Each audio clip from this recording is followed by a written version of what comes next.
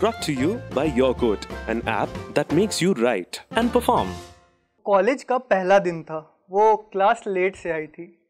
शायद सफ़ेद सूट पहनी थी उसने और चेहरा हरे दुपट्टे से छुपाई थी।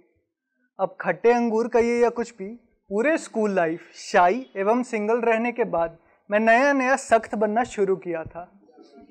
पर वो हमारी पीछे वाली बेंच की ओर जाने लगी। पर वो अचीवमेंट वाला पल था, क्योंकि हमने पहली दफ़ा किसी लड़की को भाव न देकर खुद पर थोड़ा गुरूर किया था। मंडे बीता, ट्यूसडे बीता, अब मंडे से वेंसडे हो आया था। वो वहीं बैठती थी, पर अपने झूठे गुरूर के चक्कर में उसका चेहरा अब तक हमने देखा नहीं था। हाँ, अटेंडेंस में उसका नाम सबसे पहले आता था, पर अगेन थोड़ा डिफरेंट था, तो फेसबुक पर भी प्रोफाइल अभी मिला नहीं था। पर कोई नहीं जी, कहते ना शुक्र है शुक्रवार है। तो शुक्रवार की आखिरी 2 घंटियाँ वर्कशॉप थी। इत्तेफाक से वो और उसकी सहेली दोनों हमारे ही ग्रुप में आ गई और देर से ही रोल 1 वाली लड़की से मुलाकात हो गई। तभी अपन प्यार व्यार के तलाश में नहीं थे, बस एक गर्लफ्रेंड जैसी गर्लफ्रेंड चाहिए थी। तो उस रोज वर्कशॉप में 2 चीज़ें हुई।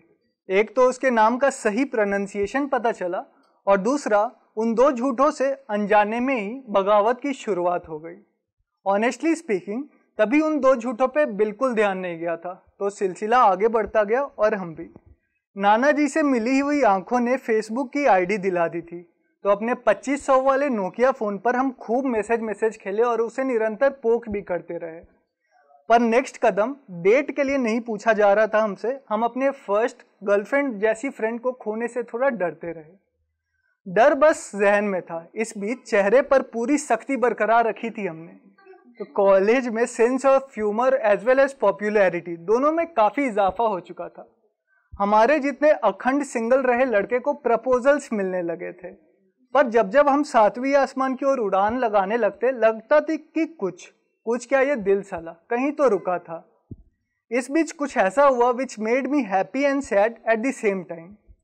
वो लंच लाई थी हमारे लिए, पर कहा किसी और को जलाने के लिए था। अब आग कहीं और लगाई जा रही थी और राख मानो हम हो रहे थे। बस वो जलो मगर दीप की तरह वाले स्लोगन की लाज रखने को कुछ कह नहीं रहे थे। पर इससे पहले हम इवोपोरेट हो जाते, पासा तब पलटा जब एक दूसरी लड़की उसके सामने आकर हम पर माया जाल फेरने लगी। अदाएं जुल्फ और ना जाने क्या क्या इस मासूम के सामने बिखेरने लगी। और वो धर्मपाजी वाला गाना तो सुना ही होगा, कोई हसीना जब रूठ जाती है तो और हसीन हो जाती है। तो हम हिमालय के बर्फ से भी गोरी लड़की में काली माता वाला गुस्सा भर रहा था। हम भी बेवकूफ थे जो रोकते। आखिर 2 लड़कियां लड़ेंगी हमारे लिए एक दिन, यही अरमा लिए तो मैं बचपन से जी रहा था।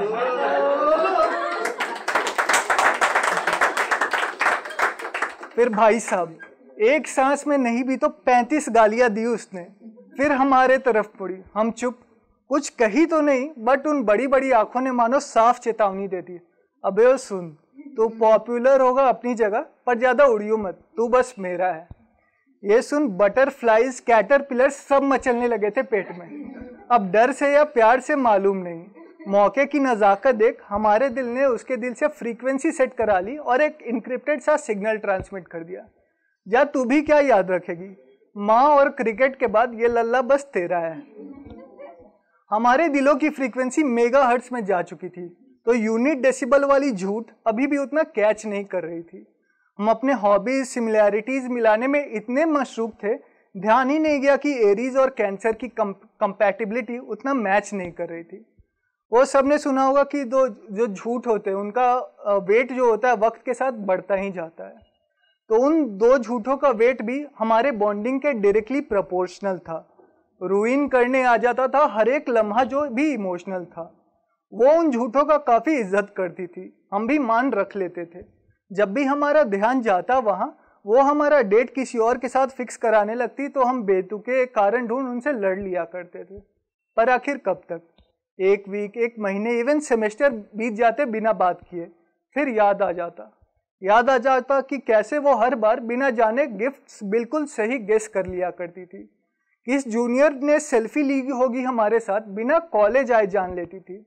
फिर क्या, आप घर का रास्ता कभी भूल सकते हो? नहीं ना।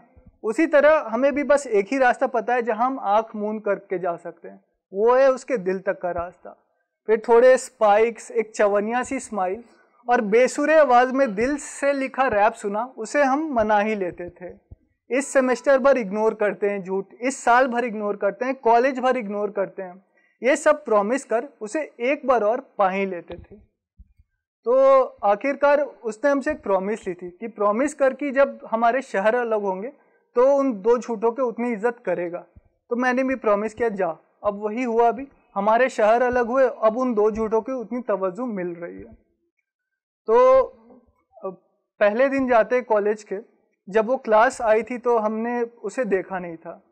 तो दूसरा झूठ ये था कि उस रोज़ हम उसे देखकर हमने बताया था कि हम अपनी घड़ी में देखने लगे थे। तो उस रोज़ हमारे हाथ में कोई घड़ी नहीं थी, महावीर मंदिर में बंधाया लाल धागा था। और उस रोज़ वो कॉलेज सफ़ेद सूट में नहीं, काले हिजाब में आई थी। Thank you very much.